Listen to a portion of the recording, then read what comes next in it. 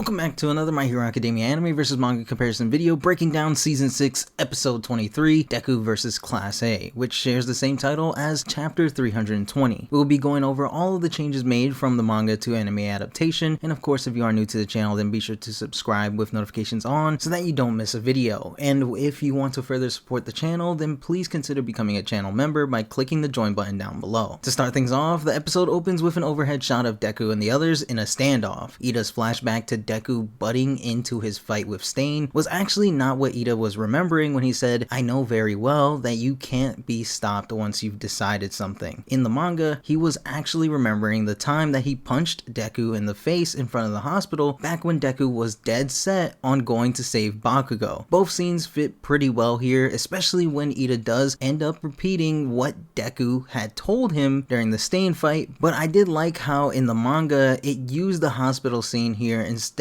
because it perfectly reflected how stubborn Deku was being in this situation. In the flashback of Sero teaching Deku how to better use Black Whip, Ochako being in the background is completely removed in the anime. When Deku gets put into Momo's sleep machine, the detail of Momo's body looking all goopy in certain parts due to her creating the machine and most likely the insulating tape used for Shoji's tentacles is removed from the anime. Even Dark Shadow's worried look on his face as Deku was in the process of breaking out of the machine didn't make it into the anime as well. After Deku breaks free from Tokoyami's Ragnarok, the anime doesn't adapt the panel showing the others recovering from Deku blasting out of the building, and the anime doesn't adapt Dark Shadow crying when he makes his way back to Tokoyami. Also, Kaminari seems to have gone missing when the anime shows them all through the giant hole Deku made in the building. Yusei Run makes a return to the anime once again as Deku breaks free from Todoroki's ice. To be honest, hearing the soundtrack on top of seeing Class A fight to bring back their friend Deku, plus the flashbacks, made me tear up a lot. It was absolutely perfect to see the OST be used while Deku was in the process of being saved. Of course, we have to talk about the somewhat controversial "I fell for you" line said by Minetta to Deku. For some fans, this was Minetta's way of confessing his love for Deku, making him bisexual, while for others this was just his way of saying that he became a fan of Deku and his overall personality for his actions back during the USJ arc. I will say that the latter is definitely what Minetta was implying when he said that he fell for Deku, because there is just nothing at all in the series that gives us any sort of hint that Minetta is even attracted to the same sex. If anything, we see quite the opposite. This take always threw me for a loop though, because a lot of people who hated Minetta for his actions in the series quickly forgave Minetta once the thought of him being bisexual was a thing. Like, where was all that energy you had before? Either way, I'm probably blacklisted or cancelled now anyways because I corrected a misconception from the fandom. Moving on, Ochako telling Deku that things are different now is cut short with the anime not having her say including me. Suyu, Minetta, and the rest of the class get an added shot of them cheering on the others to get Deku back. Before Ida makes contact with Deku, the anime doesn't adapt the panel of Ida at the hospital. After Kirishima tells Deku about him knowing that Deku was the kid that fought the sludge villain, the anime doesn't adapt the panel of Ida and Kirishima talking to each other before the other students arrive to their location. During Bakugo's big apology to Deku, there are a few things that are quite different from the manga. Such as in the flashback of Deku reaching out to Bakugo, there isn't a kid Bakugo clenching his fists. The panel of the silhouette of Bakugo in front of the others doesn't make it into the anime, though the anime does later on in the apology add in a shot of Bakugo with his head down that sort of resembles that of the missing panel. The detail of Deku's pupils getting more and more clearer is not really in the anime at all. In the manga, Deku starts off with no pupils when we see him as a kid, but the more Bakugo talks and the more they both age throughout his apology, Deku's pupils slowly come back. The panel showing the One For All lights also gets removed from the apology as well when Bakugo says that Deku's path in following All Might and inheriting One For All wasn't wrong. At UA, we get an added shot showing UA and the entire UA barrier. For the final addition to the episode, we get an added shot of our heroes looking at the crowd of civilians that don't want Deku to enter into UA. The episode ends with Ochako Ochako turning to the crowd in an attempt to protect Deku. Now, episode 136 covers a total of 3 chapters, them being chapters 320, 321, and 322. This episode really went plus ultra when it came to the feels, the OST, and the voice acting definitely made the episode one of the most emotional episodes to date, and I can't wait to see how episode 24 will top that with Ochako's big moment. Let me know in the comment section below your thoughts on season 6 episode 23. Did you enjoy it? Let me know everything in the comment section below. With that said, thanks for tuning in to another My Hero Academia anime versus manga comparison video. If you enjoyed the video, then be sure to Detroit smash that like button, and I'll see you all in the next one. Peace.